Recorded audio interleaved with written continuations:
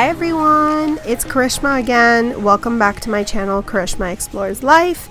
And in today's video, we are going to be taking a spiritual journey of sorts by visiting some of Kathmandu's most famous temples. In this video, I cover the Pashupatinath Temple, the Swayambhunath Temple, and the Sleeping Vishnu Temple. And these three temples are so beautiful, and I'm so excited to show you these. And thank you so much for watching. I really appreciate it. Stay tuned. I started my morning at the Pashupatinath Temple, and it's really important to keep in mind that this is one of the busiest temples in Kathmandu, if not the busiest. So if you can, get there super early because the lines can be very long. And it's important to keep in mind that you are not allowed to take any videos or photos inside the temple itself. So what you are seeing here is basically just the grounds of the temple, and that is totally okay. But make sure that you are not caught with your phone or your camera inside the temple, inside the premise.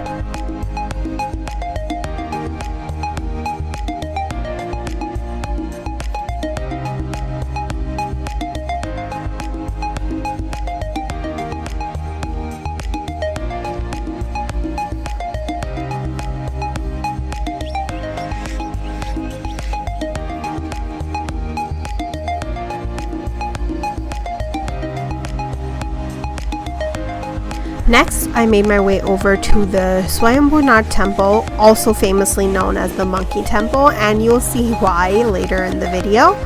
But a little bit of background about this temple is that it is a very ancient site. It dates back to about the 5th century. The current structure may not be from then, but the significance has been dated back to that time period. And this place has a giant stupa. It is a Buddhist site. However, there are a ton of Hindus and people of all different backgrounds visiting this place just for prayers. And you also get beautiful views of the valley. From up here, you can see almost the entirety of Kathmandu, and the prayer flags flying in the wind really add to the ambiance of the place, and I highly recommend it because I feel like this was one of my favorite temples in Kathmandu.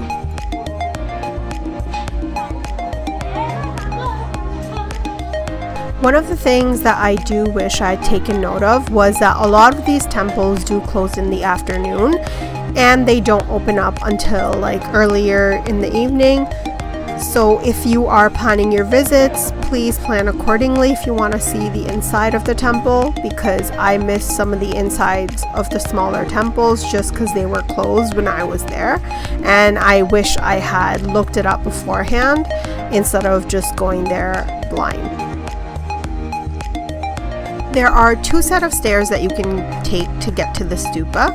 One of the sides has 365 stairs that lead you directly to the stupa, and the other side has about 50 to 60 stairs that lead you through the bazaar and the square area, and you do end up at the same place, which is the stupa, but just getting there takes less time from one side, and this is why I took that side, just because I was running short on time and I would have missed the Sleeping Vishnu Temple otherwise, because it was gonna close pretty soon.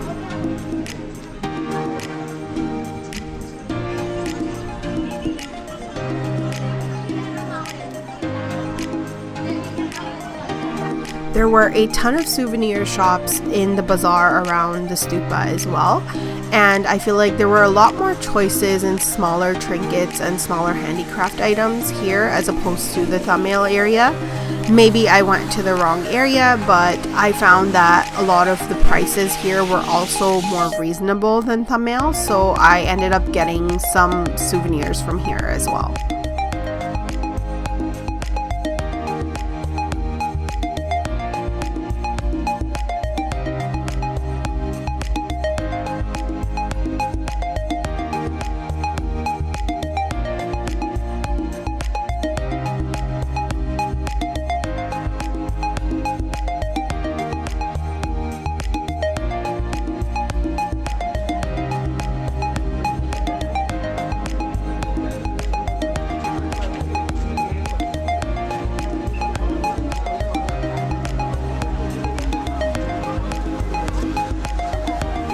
And there were these smaller stupas in the square before you got to the main big stupa, and I was not able to find any information on when these were built, what they were called, or why they were there.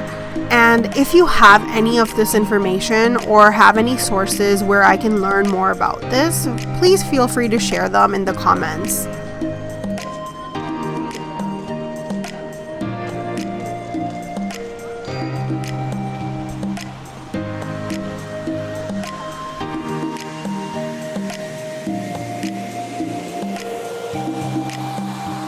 And finally, it was time to go pray and rotate the prayer wheels at the stupa, and that's exactly what I did.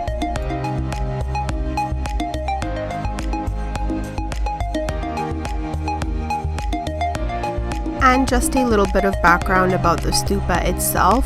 So it is supposed to represent the 5 cosmic elements. So the dome itself represents the element of earth. And then as you walk around the stupa, you'll notice there's these statues of Buddhas, and they're called the Bunch Buddhas. And each of these Buddhas represents a cosmic element. So there is one that represents the ether element, one that represents the water element, one fire, and one air, and one earth. And this is a common practice in the Vajrayana Buddhism area. And again, it is a Buddhist temple, but you'll notice that there are a lot of pilgrims from both Hindu and Buddhist faiths that come here.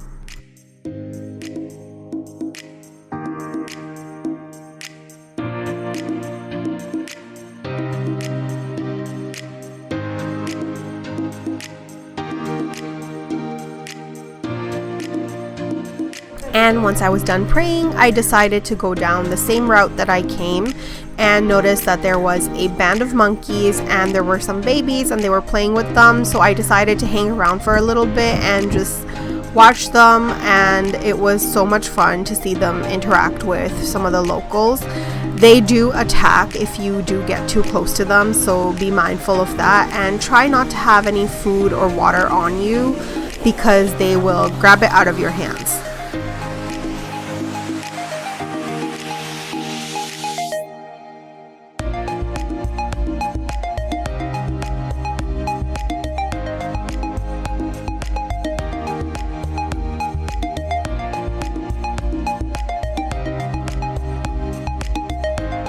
And now please enjoy a bunch of videos of prayer flags that I took.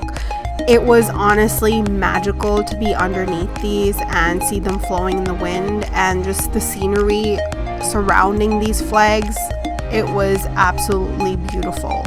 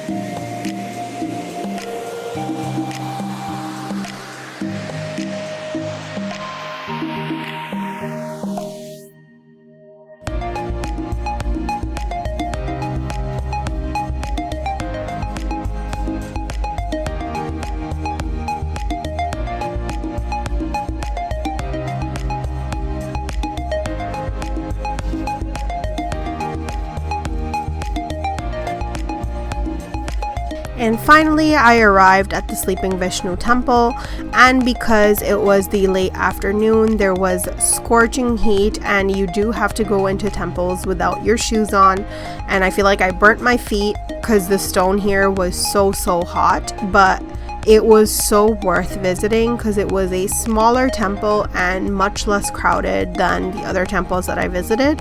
And I feel like I could spend proper time here just praying and sitting and taking in the sight.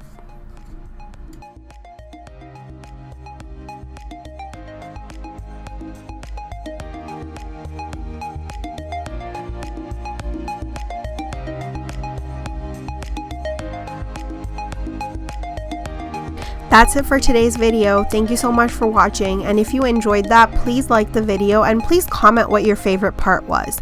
And if you haven't already subscribed, please subscribe to my channel, and see you next time. Bye!